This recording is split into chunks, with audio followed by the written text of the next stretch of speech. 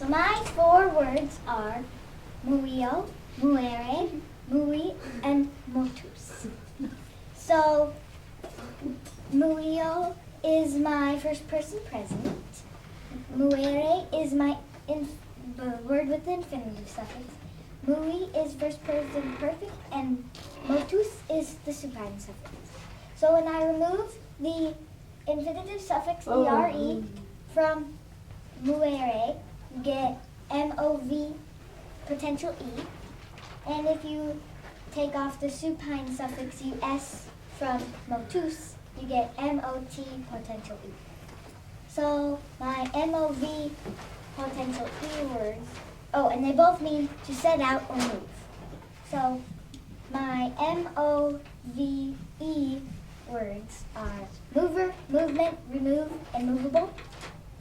And my MOTE words are motion, motel, smote, remote, promote, demote, motion, and commotion. So I drew 2 pictures. This one is from the MOTE words, and there's a little girl saying, "Where's the remote?" And then this guy over here, he is saying from these words over here, MOVE words, "Remove yourself this instant." But she doesn't look that bossy. Whatever. Any questions?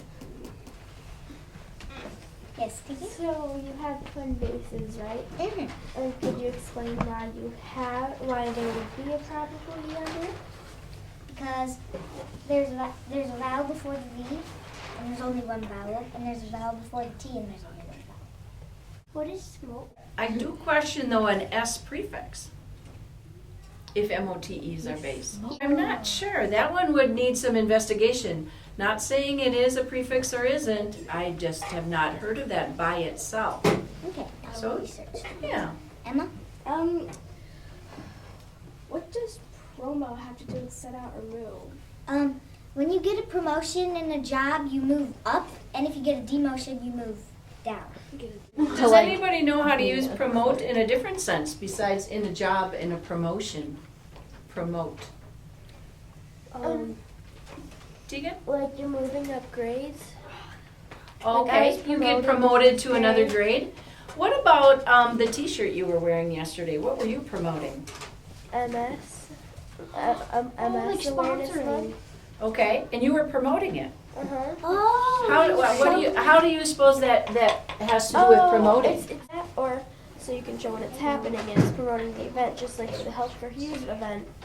She's promoting on a lot of stuff.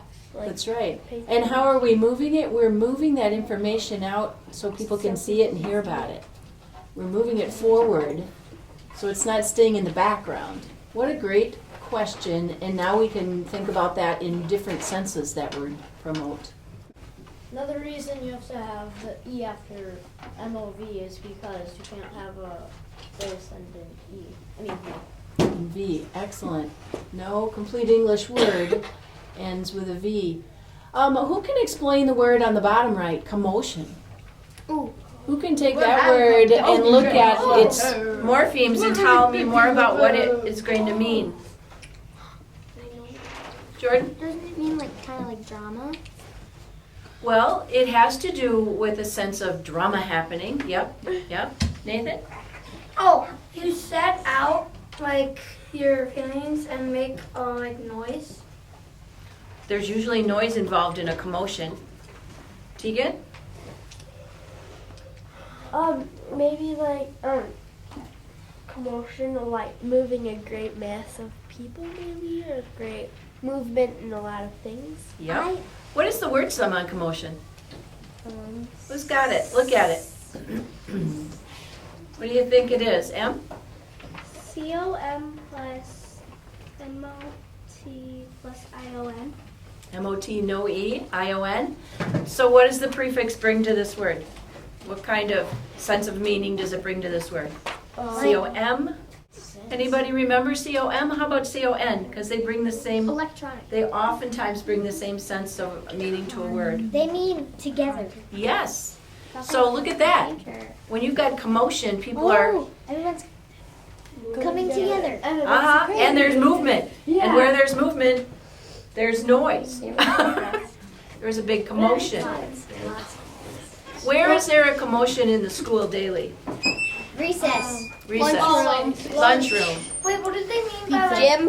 what's all In the this gym. commotion? Hallway. Music. That's all the commotion. Library. Well, usually all the movement and hubbub creates noise. Yep. So that's always a part of it.